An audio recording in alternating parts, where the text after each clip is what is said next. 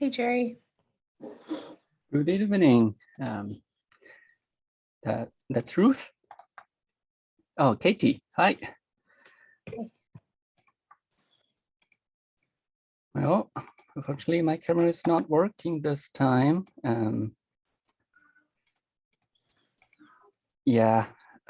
So, well, let's get started. This week, we are learning about hypothesis testing, and I heard good things from Professor Apple that he said many students like and they enjoy what they learned. So let's see how you have been doing in terms of homework this week.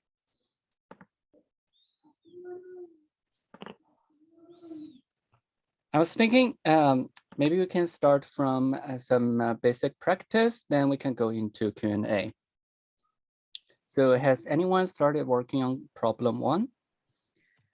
Yeah, I've done it all. I've done my best at doing all the homework. I have questions. Sounds excellent. So, do you happen to have questions regarding problem 1? yeah, I'm hoping I used the spreadsheet correctly. And Can you share screen? yeah, I can share. Yeah, no problem. If you give me rights, I'll share my screen. Yeah, sure, you can do that. Oh, there we go. Oh wait, no, I want to share this one. Okay. So let me move this over a little bit. You can still see it? Perfect. Okay. So I got that the mean is 58,000 for the first one with a standard deviation of 1,000, but that we were using 50 as the random variable. So we had to recalculate the standard deviation because we weren't just looking for one person, we were looking for many. And so I took the standard deviation divided by the square root to get the new number. And I used the normal distribution for probability distributions. And so I got 25%.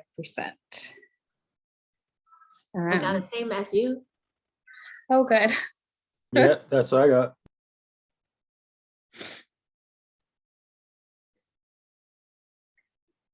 Jerry, am I, so I just, I think I was doing the right. And then it asked if we increased it to 100. So the square root would increase. So then it would be 17%. And the difference is that because we have a larger sample, it leads to lower standard deviations, and increasing the sample size reduces the variability of whether it is whatever it is we are calculating from the sample. I got same as you. That's great news. I had more questions about problem 2 and 3, but I always get nervous that I'm missing something, you know, that's fairly obvious. Jerry, any feedback? All right, sounds excellent. You had a wonderful procedure. However, there are some caveats I would like to point out. Yeah.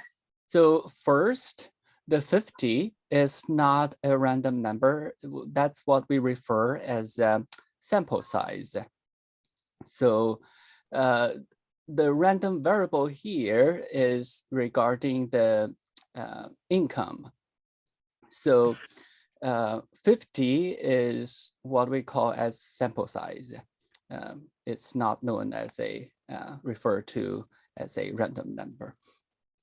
And another term that's often shown up in many manual and reference books is what's called as standard error. The moment when you mentioned you you want to calculate based on the given standard deviation, the result is called a standard error. That's also the standard deviation of the mean. So there are some differences in these terms.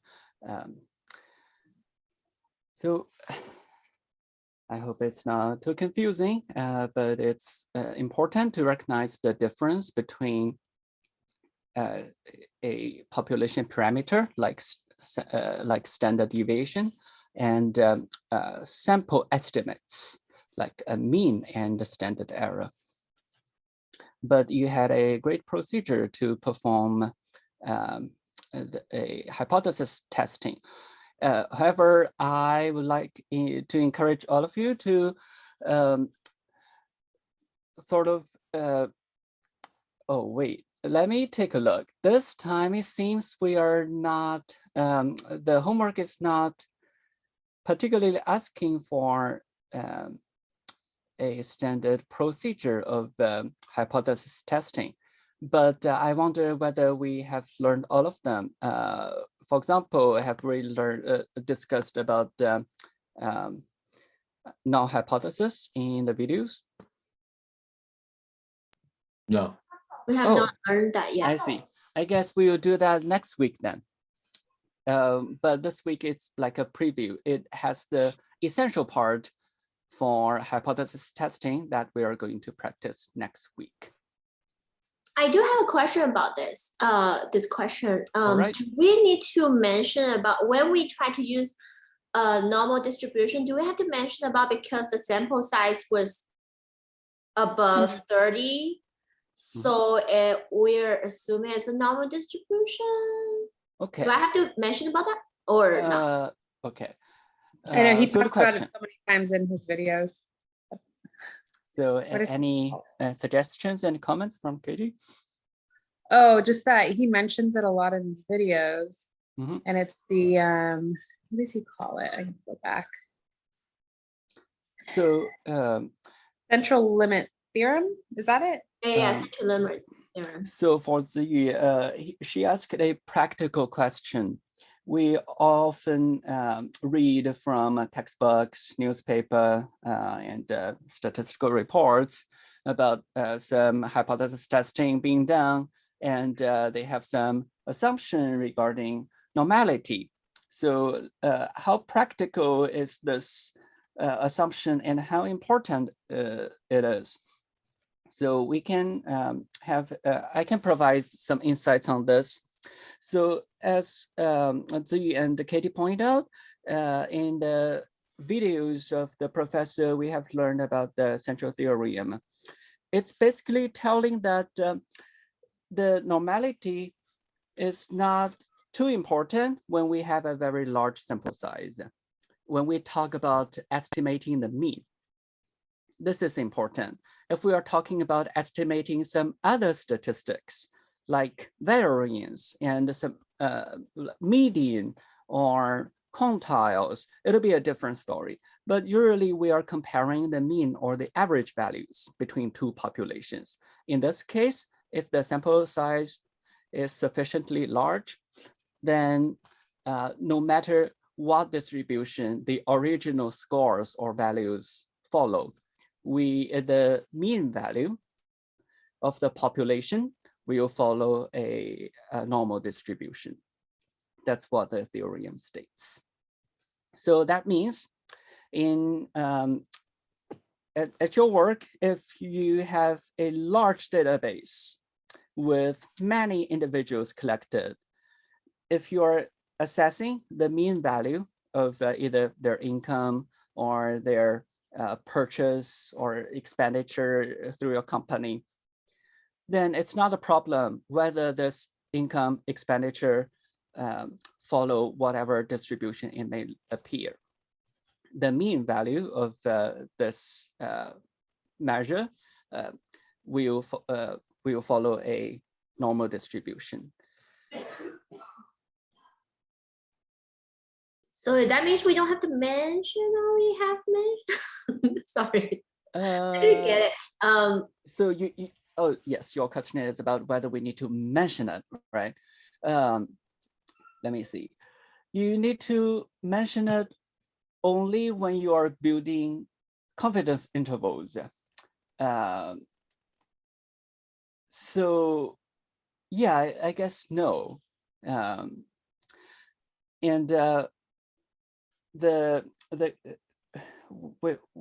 when and where it be necessary, though, is, as I said, if you are building confidence intervals, that's where it's more important. So we talk about confidence intervals later, but I think, was this one as, I guess, as straightforward as we thought it was? We're just doing the mean, standard deviation. Square root is kind of like the new piece we're adding to it, kind of as the building blocks of class. Yeah, that's a good way of thinking. So everything is built on another, so it's not completely new. We can always look back to find some relationship. Got it. Thank you. Yeah, so no, usually when we are stating mean estimate, we don't need to mention normality. If we are testing and find a probability, no, it doesn't appear to be necessary either.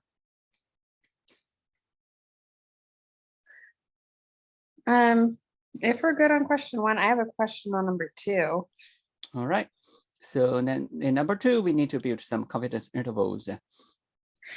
Yeah, and let me go over to the spreadsheet I was using, the one that he gave us. I wasn't sure if sigma was known or unknown, and I got confused in the videos because we have the sample mean, the population. Oh, because this is a sample, right? So yeah, wow, the estimate the average. Yes, great question. Okay, so this is sigma would not be known because it's a sample of the population, correct? Yeah, for problem 2, yes, you're correct. Well, sigma is population standard deviation. Yes, you're right. Thank you. So let me see, what's the question, like which distribution? Yeah, so we're gonna use the T distribution, right? Yes. Because it's unknown. Yes, that T distribution is an adjustment made to the normal distribution where the standard error is not known. So we need to estimate it. So basically, if you compare the difference between a T and the normal distribution, it looks very similar, except that the T values of any given probability would be larger than the normal distribution. So basically, the confidence intervals built with T distribution will be wider than those built with normal distribution. So it's more uncertain. I think it makes intuitive sense. If we know the population standard deviation, then we are more certain about the population, right? And if we don't know about it, then we need to estimate it. Then that's what makes the population estimates more uncertain. So the confidence intervals would be wider. And okay, that makes sense. Yes, that makes, because if we were just using the population, the Z values are negative 1.96 to positive 1.96, but because we're just looking at the sample, it's negative 0.198 and 198. Yeah, so the T value would be greater in absolute terms than a normal criteria. Okay, thank you.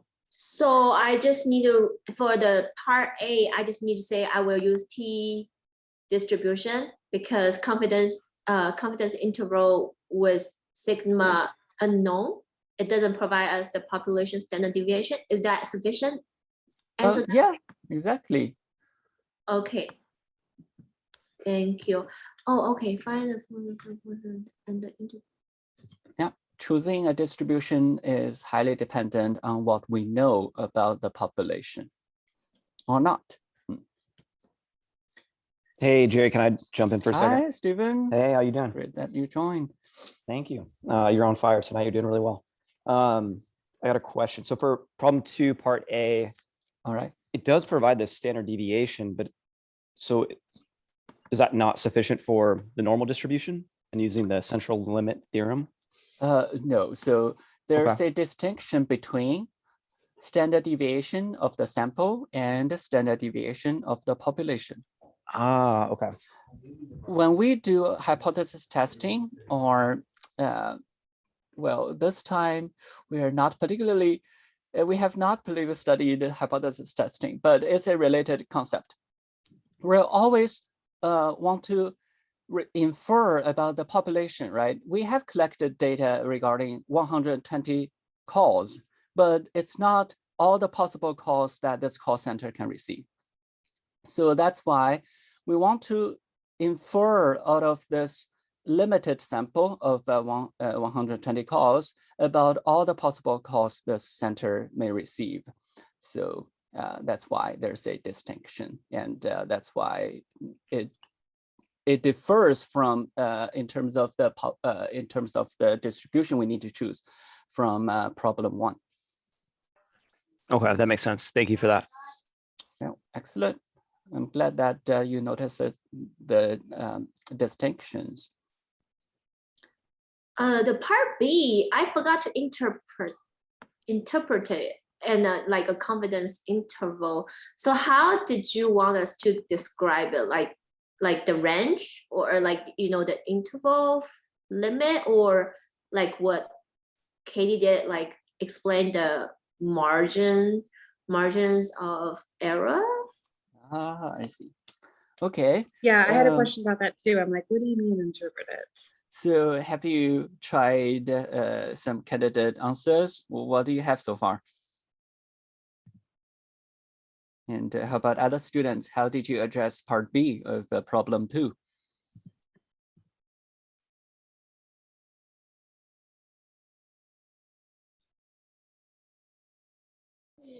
I mean, I did it wrong because I used a normal distribution. So I think my values are off, but Okay. the way I interpreted it was I stated the lower limit, then I stated the upper limit, and then I stated that this means we're 95% confident that the average call length is in between the lower and the upper limit values. All right, sounds excellent. So Stephen provided a great way of interpreting a confidence interval. So for example, for 95% confidence interval about the mean or the average, we should interpret it as the population mean here, the average length of all phone calls, right? Notice that the all, which is a keyword here, is not just about the sample that we collected from 120 calls. So the average length of all phone calls have 95% of chance to fall in between this range.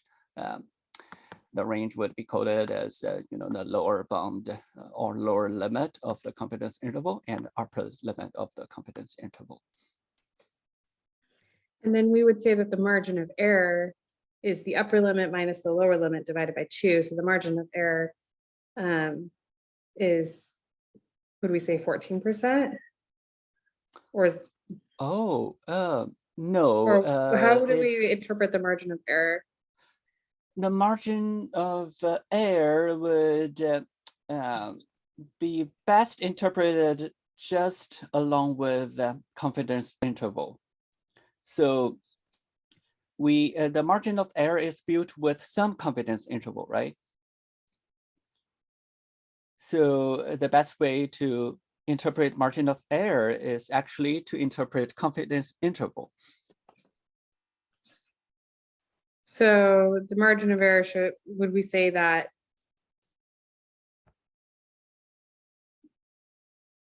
part of the time, the call length, like I'm trying.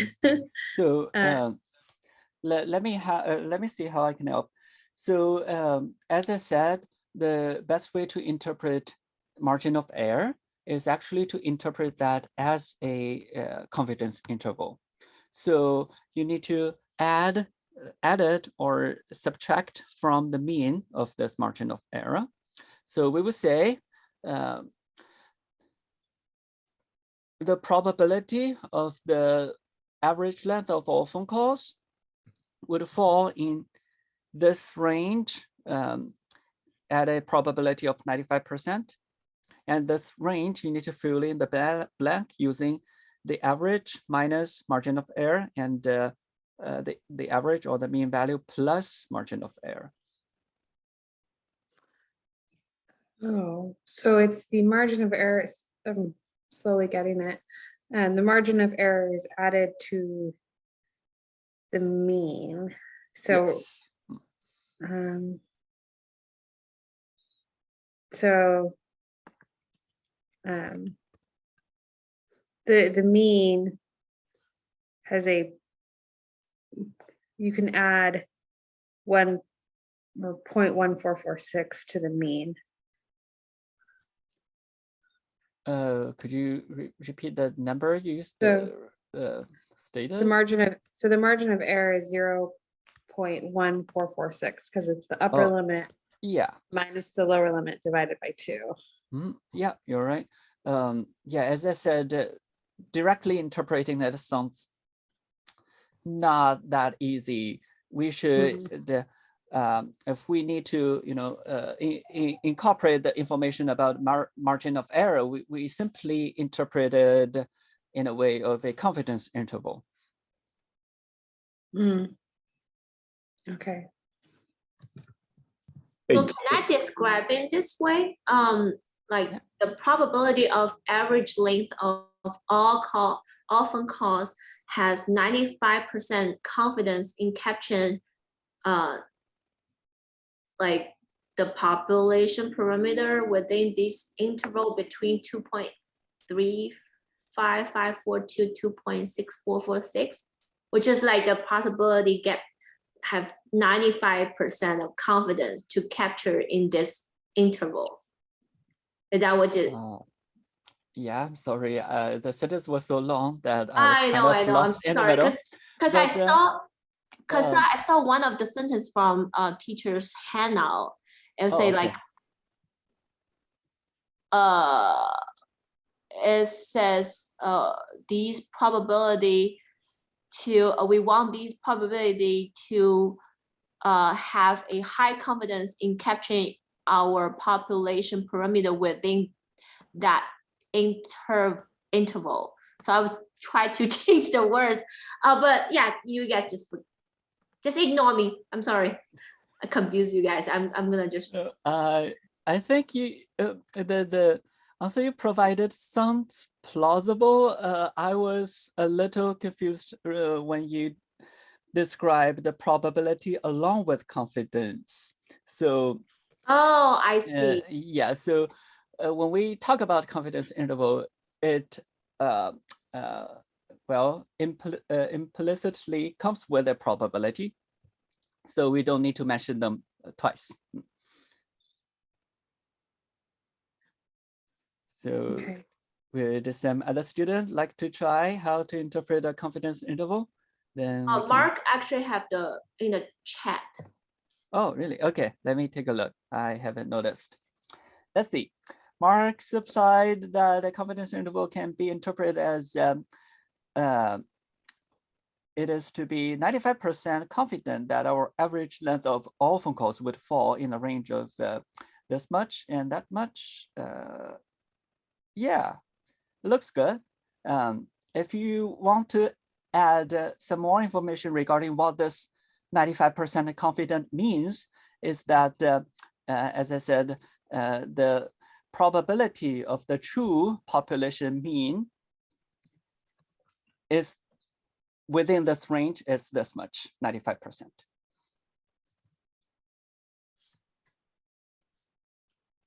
So you said the probability of the true population mean is within 95%. Sorry, let me say it completely so to avoid some confusion. The probability of the true population mean, which is the average length of all phone calls, would fall in between 2.35 and 2.64 minutes is 0.95, which is 95%.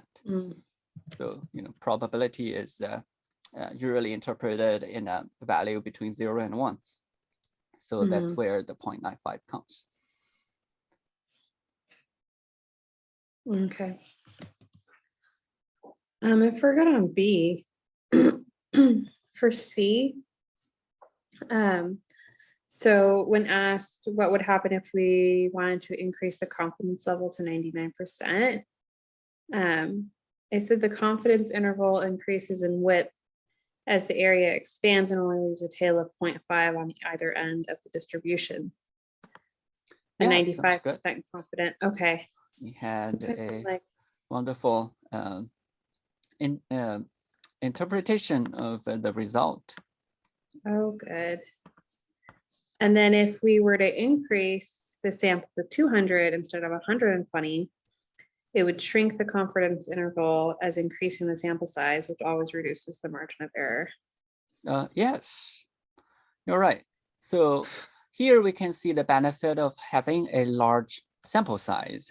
If we collect more data or reached out to more customers or citizens or residents, depending on whether you work for the private or public sector, the benefit out of it is that when we measure mean values, it's more certain the margin of error would be smaller. However, the cost associated with it is not linear to this benefit. As you noticed, we need to square the sample size, right? So if we increase the sample size by 4 times, so originally we have 100 and this time we have 400, the margin of error would be shortened by 50%. So notice that, but you need to pay 4 times of the original cost of collecting the data if the average cost of collecting data from one person stays the same. So there's a trade-off. Do I need to talk about the square root in this in 2?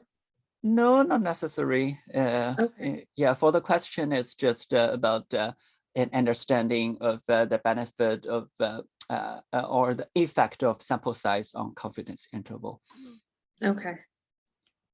If everyone's good on that, I'm gonna go to 3 because I know where to go on the spreadsheet, but I like almost. I was confused if let me open up the spreadsheet he gave us for confidence intervals. Wait, is it critical values? Nope. Let me. I gotta find there where I are was. a few terms that are highly associated with each other. They usually come together. So it's a good practice of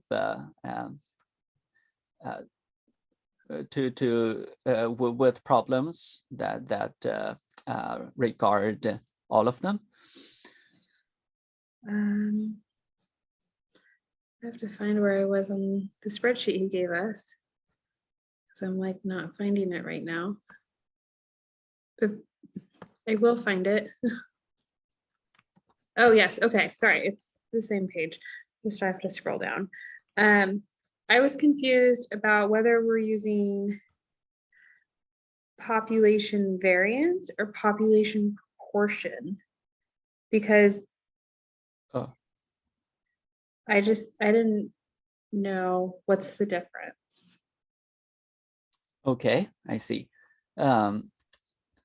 Any thoughts so far regarding these 2 terms? It should be population. Sorry, it should be sample proportion. Well, the spreadsheets show it's the confidence interval for population variance. And then underneath it, it has sample variance, sample size, confidence level. And then underneath confidence interval for population proportion, it has sample proportion, sample size, confidence level. Yeah, that's And one you- I used. I see. So you were not sure which one to use? Because they both said samples, and I didn't know if proportion was Uh-huh. referring to like a percentage Uh-huh. as if, so it's like the purport, like if we had, so the question is 284. If they had given us a percentage, that's what I would put in the proportion. And so we would use the population proportion. Oh, I think. I see. I, Okay. I'm making it up, and that's why I'm asking. All right. So for problem 3, it's regarding Paul. And yeah, we are talking about inference regarding population proportion here. Yeah, it's not about variance. The variance is, you know, as we learned, how far away is each score between each other. That's sort of what variance means. However, here, given a base sample size and the number of voters that voted yes or no, what we can come out of this is the proportion of people voting in favor or against, right? So that's why we are inferring about the population proportion. I'm going to share my screen again, because when All right, sure, sounds good. yeah, so I'm sharing the whole thing, because Okay. when I'm looking Oh, at, interesting. Can you scroll up? I would like to see.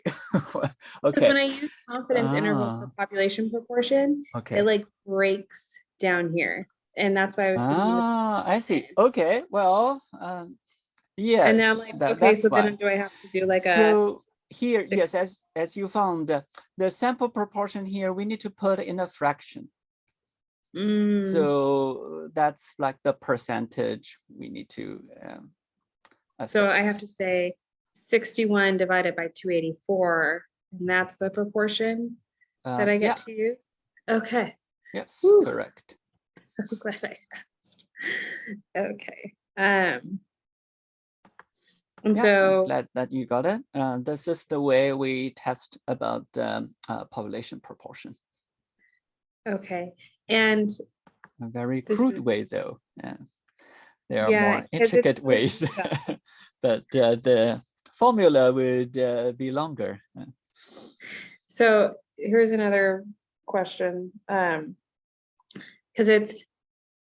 this is a population of people. It's not a sample of people, because it's a random selected eligible voters.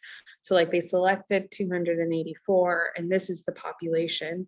So it's not a sample, because we're finding Z values and not T values here, correct? No, unfortunately not. Okay. Yes, we are using Z value. That's true. That's an approximation. However, we are still talking about you know, sample proportion and sample size. We are inferring out of this regarding the population. What we know is the sample proportion and sample size, right? Yeah. Okay. Yeah. So here, basically, we are making an approximation. We could use a t-score, but it will involve other adjustment, not just a t-distribution against a normal distribution, but we also need to adjust the standard error and the sample mean to some adjusted value. Well, it'll be out of the scope of this course, but it's a small adjustment we should make if we want to use a more accurate or more appropriate distribution. Yeah, but great that you noticed these distinctions. Oh, yeah, I was confused, so thank you.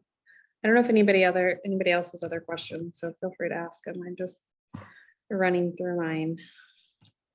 Hey, Jerry, I had a question on the last one. Yeah, for sure. C. Okay. I'll show you my screen. Oh yeah, I'll stop sharing.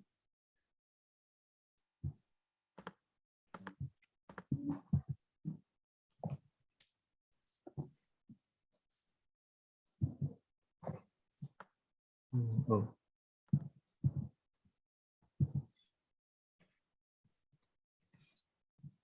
See my screen? Yes. Yeah, I am looking at it. So I just had a question on the last part, how to describe it. Okay. I said the respective margins of error for our part A was 0.477 and part B was 0.068. Mhm. They're different because when we increase our confidence level from 95% to 99%, we need to leave more room. So our limits of confidence interval range is wider, which allows ourselves to tolerate more margin for error, which is denoted by the critical values of 1.96 and 2.576. Wow, great interpretation. Okay. Yeah, this is exactly why they differ. So we use different critical values out of the different significance level. Okay. Thank you. Oh, it seems you all have great work already done so far. So wonderful. I hope that by Sunday, there won't be much left to do. And you can have a great weekend. Do we really have to mention about the critical values when you interpret it? Like, I'm just curious, like, because I was just saying under the same condition of same proportion and the same sample size and the larger confidence level, the larger the confidence interval width. So margins of error equal to half of the width, and therefore it will be larger. I'm just Yeah. curious, like. Good interpretation again. So you don't really have to refer to the critical value, but Mark made that because that's how the confidence interval was built, right? We need to multiply the critical value with standard error. That's how we get the margin of error. Yes. Okay. Yeah, I got it. Like the interval, the confidence interval actually basis, it changes because the critical value changes, right? Yeah, you're right about that. Thank you so much. Mark, can you, it took me a second, but can you share your screen again? I got different answers than you.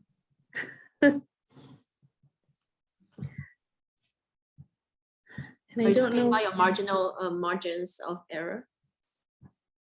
Yeah. Got it. I'm looking at my calculations and I'm like, meh. So you did,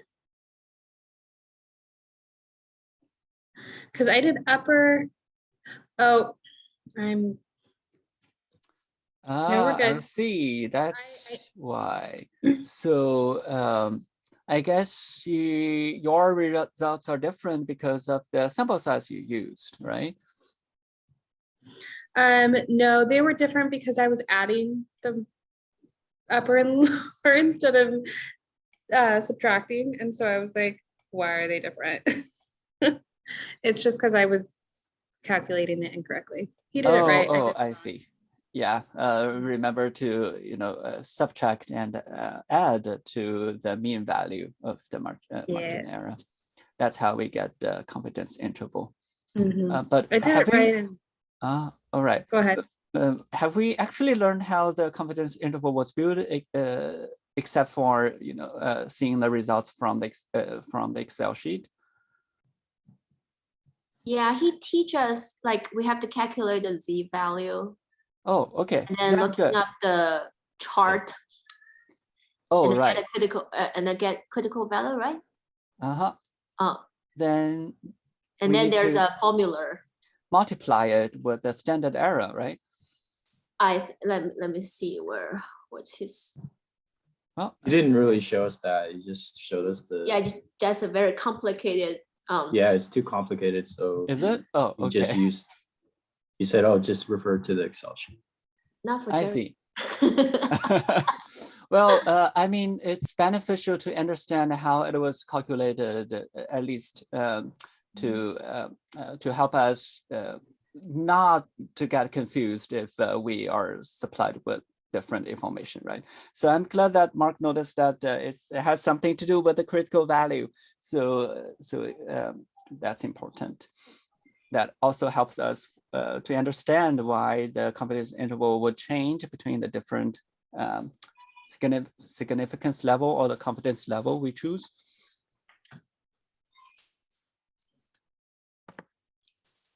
So can you just tell me, sorry, you Sure. you were saying more after you get a critical, because we look at the Z value and then we get a critical value, right?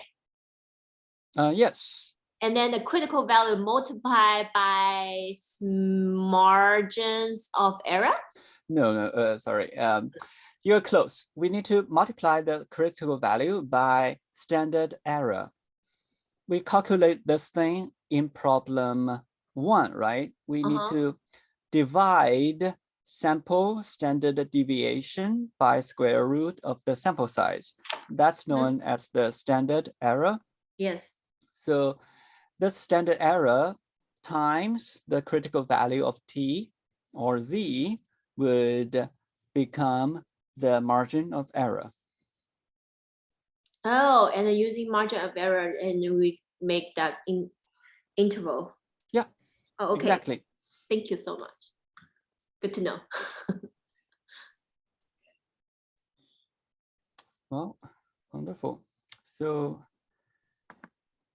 unless you have other questions, I can show you what. Jerry, I have a quick question. Yeah. For number, sorry, really quickly, for number 3, I don't know why I did this, but I changed the confidence intervals to like percentages.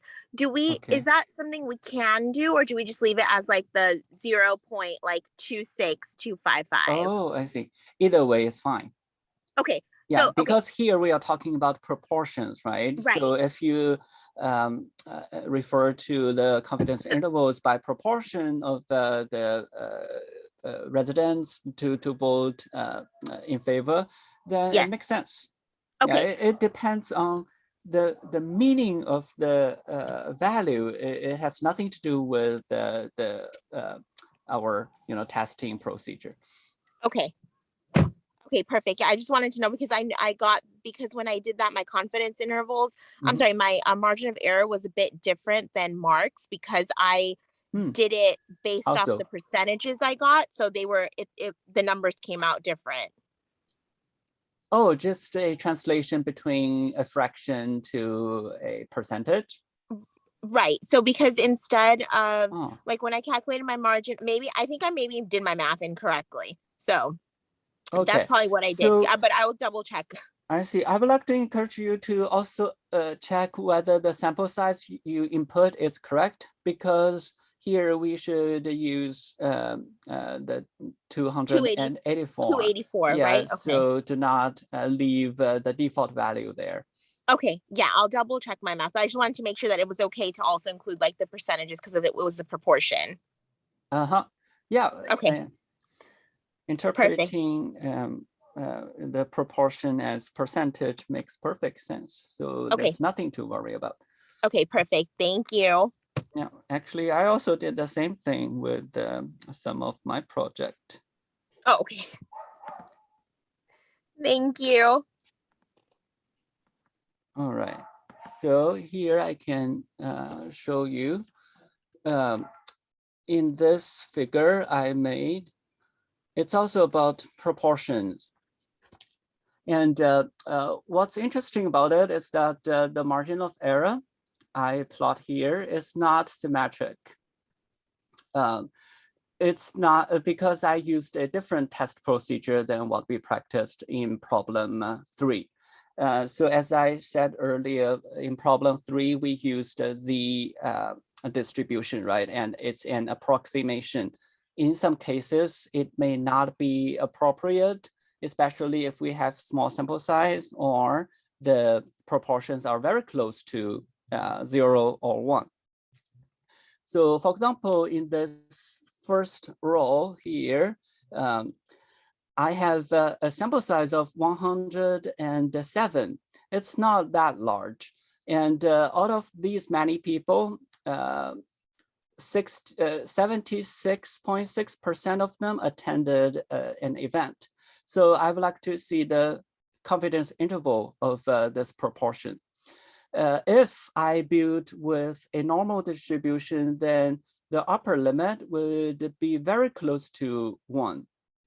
And so that's why I chose a different way to calculate the confidence intervals. So the margin of error on the plot will look like this. And usually in publications, you will see margin of error representing the 95% confidence interval.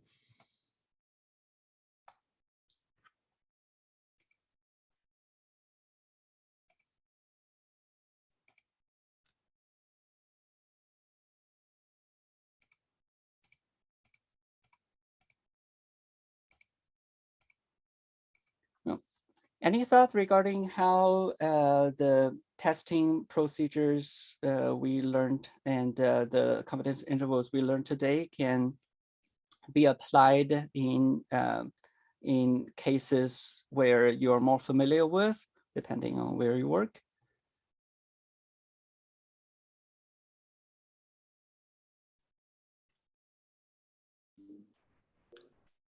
I'm good. All right. I'm sure that in the future you will find some of the concepts that we discussed today related and potentially useful.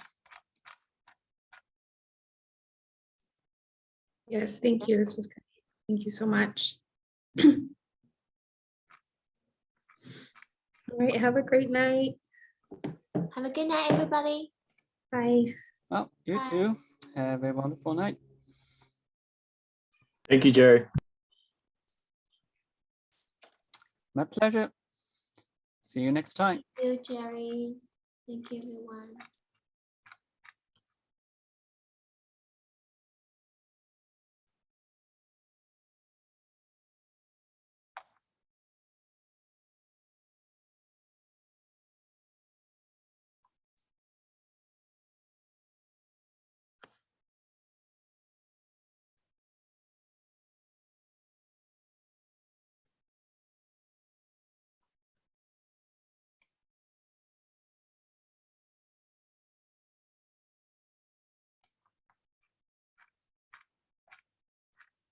Oh, hi, Stephen. Still there? Any questions?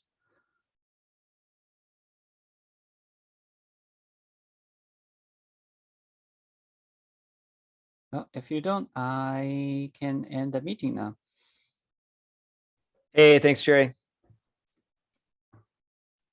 Yeah, any questions? No, I just want to say thank you. Sorry, I had to step Oh. away for a minute. So sorry if you were No problem. talking, I wasn't answering, but just want to say thank you. Have a good night. Thank you so much for joining.